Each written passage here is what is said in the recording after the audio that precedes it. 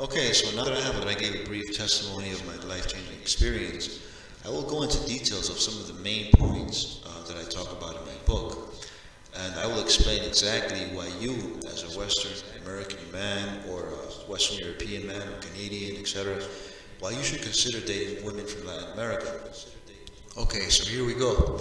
Some of the greatest advantages I learned that a Western man will have in Latin America are: number one, the odds are in your favor. In many Latin American countries, there exist many more women than men.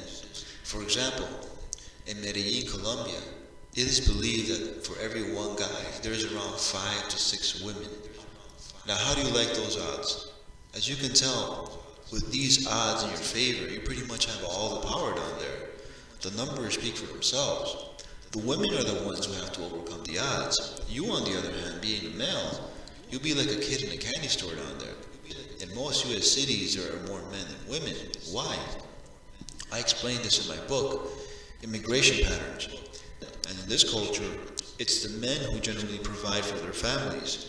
This means that most of the people who migrate to the United States in search of a better life are primarily young men who come here in search of opportunities and to provide for their families left behind. For example, one of the most important elements of Mexico's economy are the remittance payments sent by Mexican nationals who live in the United States and who have families back home. And as more and more men from Latin America and other third world regions of the world migrate to Western countries like the United States, the gender balance changes in both countries. While in the United States the gender gap widens with more men coming in Latin America and other third world countries, the gender gap widens as you have men disappearing, and so there's more women.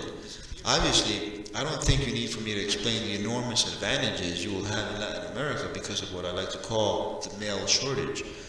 When I was in Latin America, trust me, I saw this with my own eyes. I dated many attractive women, and many of them complained to me that there simply were not enough men.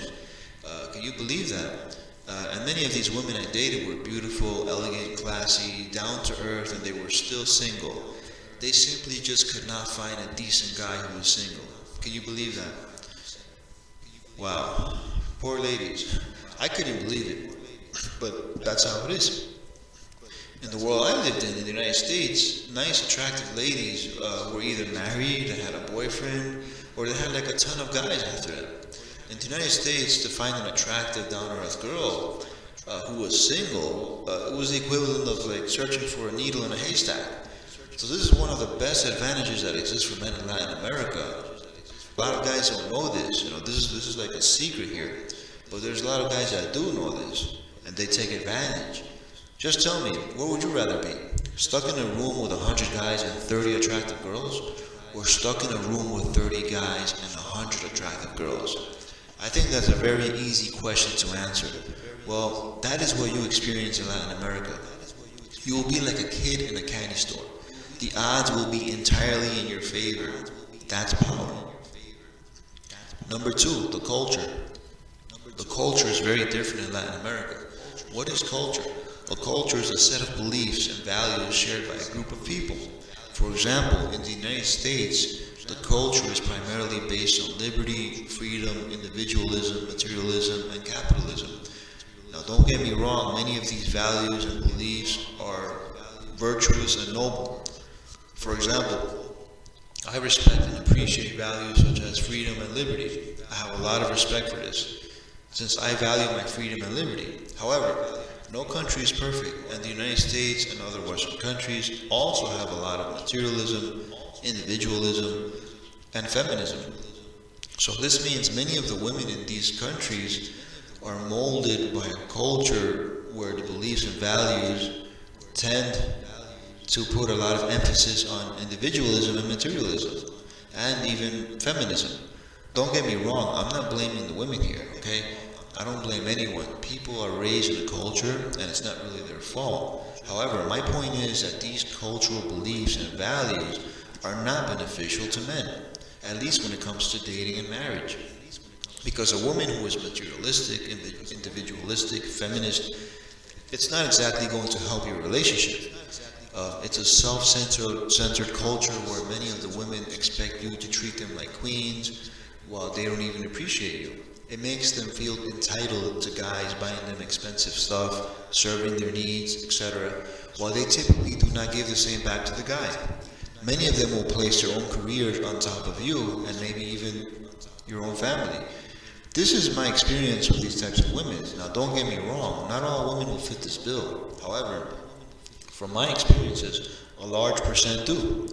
Now, compare this to Latin America, which has a very different culture, which is primarily more of a patriarchal culture, where the male is generally the head of society and the head of the family. Also, you have a strong culture based on the community, on family values, on spirituality. In these countries, it's more of a male chauvinistic culture, where generally the men are the head of the family, and women are generally raised to put number one importance on their own families, on their future husbands, even on their own careers.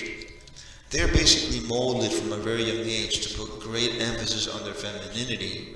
They embrace their femininity, their spirituality, and they place great importance on the community and less importance on the individual. In fact, statistics show that divorce rates in many third world countries are a lot lower than divorce rates in the United States. And this is not a coincidence. This has a lot to do with the cultural differences. So how does this benefit you as a man? Well, it means if you date a girl from this culture, from a culture of a third world country, most likely she will want to be supportive, faithful, family orientated. She will most likely want to share her life with you and place you above her career, above her own needs, etc.